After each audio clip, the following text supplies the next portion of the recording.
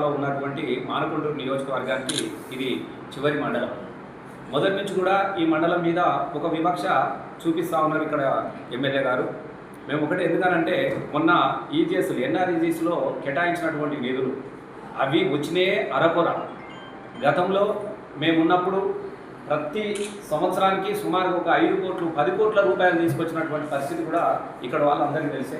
ప్రతి గ్రామంలో కూడా కనీస అవసరాలను మౌలిక అవసరాలను గుర్తులో పెట్టుకొని కుల సంఘ భవనాలు కావచ్చు, మహిళా సంఘ భవనాలు కావచ్చు, సీసీ రోడ్ల నిర్మాణం కావచ్చు, డ్రైనేజీ వ్యవస్థ కావచ్చు, ఏ అవసరాలు ఉంటే కూడా అవసరానికి అనుకూలంగా అక్కడ ఇది ఈ పార్టీ ఉన్నారు, మా పార్టీ సర్పంచా, ఇంకొక పార్టీ సర్పంచా, ఇంకొకలా అని చూడకుండా. ఎందుకనంటే సర్పంచ్కి కులం ఉండదు, సర్పంచ్కి పార్టీ ఉండదు, సర్పంచ్కి మతం ఉండదు. ఆ గ్రామం యొక్క ప్రథమ అధ్యక్షుడు, ఆ సర్పంచ్, ఆ పాలక వర్గం అంతా కూడా గ్రామ అభివృద్ధి కోసం పనిచేసే వాళ్ళగానే మనం చూసినాం తప్ప మరి ఏం దురదృష్టమో నాకు తెలుసలే తప్ప మరి ఈయన ఎమ్మెల్యే అప్పటి నుంచి గెలిచినప్పటి నుంచి కూడా ఇలా బీఆర్ఎస్ పార్టీకి తెలంగాణ రాష్ట్రాన్ని సాధించినటువంటి పార్టీని మొదటి నుంచి ఉన్నవాళ్ళు ఉన్నారు, దానికి అనుబంధంగా ఉన్నవాళ్ళు ఉన్నారు. బీఆర్ఎస్ బలపరిచినటువంటి అభ్యర్థులు ఎక్కడైతే సర్పంచ్గా గెలిచినారో వాళ్ళ మీద ఒక వివక్ష కొనసాగిస్తూ వాళ్ళని అనేక విధాలుగా మానసికమైనటువంటి ఒత్తిడికి గురి చేస్తూ చివరికి ఎంత దుర్మార్గమైనది అంటే ఎంత చిల్లర వేషాలకు దిగజారిపోయినారంటే ఈజీఎస్ నిధుల ద్వారా కూడా ఆ ఊర్లకు నిధులు కేటాయించకుండా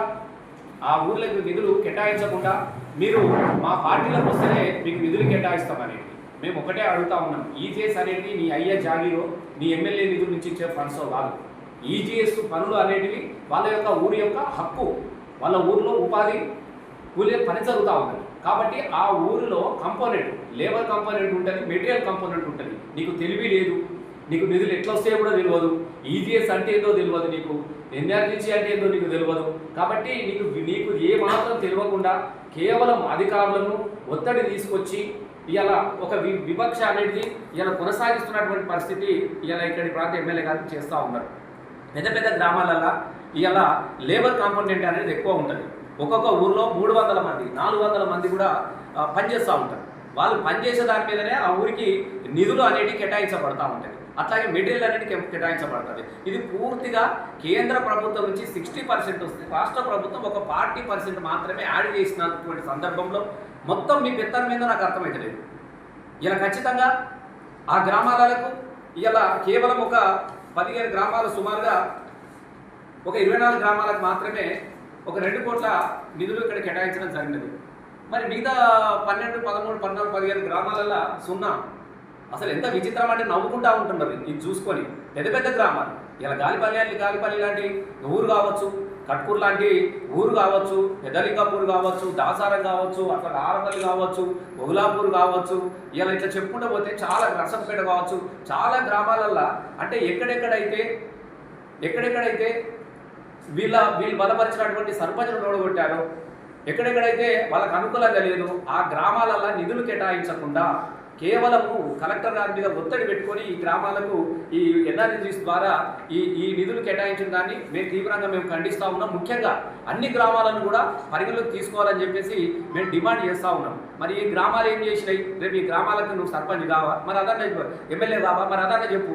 నాకు ఈ గ్రామాలతో సంబంధం లేదు, ఈ గ్రామాలకు నేను ఎమ్మెల్యేని కాదు, ఈ గ్రామాలకు నేను రాను, మరి అదన్నా చెప్పాయా?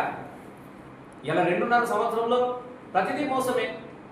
ఇలా ఇందిరమ్మ ఆత్మీయ భరోసాను మోసం చేసినట్టు, 2500 మోసం చేసినట్టుగా, 4000 రూపాయలు ఇతనాన్ని మోసం చేసినట్టుగా, రైతు భరోసా మోసం చేసినట్టుగా, పిల్లల స్కూటీలు మోసం చేసినట్టుగా, ఇదొకటి. మళ్ళా ఇది కూడా ఒక మోసం కథ. ఎంత విచిత్రంగా చెప్తున్నాడంటే ఇది ఇంకొకసారి రూమ్ మారిపోతా ఉంటాడు. ఇలా ఎన్ఆర్ఎస్ పనులు ఎలా మొదలుపెట్టినా 2 సంవత్సరాల దాకా ఈ బిల్లులు వచ్చే పరిస్థితి కూడా లేదు. అయినా పర్వాలేదు, కొత్తగా గెలిచినాం కాబట్టి మా ఊరికి మౌలికమైనటువంటి అవసరాలు ఉంటాయి కాబట్టి ఇలా ఎన్ఆర్ఎస్ ద్వారా మాకు నిధులు వస్తాయి, కొన్ని పనులు చేసుకున్నామన్నటువంటి సర్పంచులను కూడా ఇలా మోసం చేసే పరిస్థితి మనకు కనబడతా ఉన్నది. మేము ఇలా గ్రామాలకు ఎందుకు ఇచ్చినా మేము అడుగుతలేము. దయచేసి ఇలా ఆ గ్రామాలకి వెళ్ళి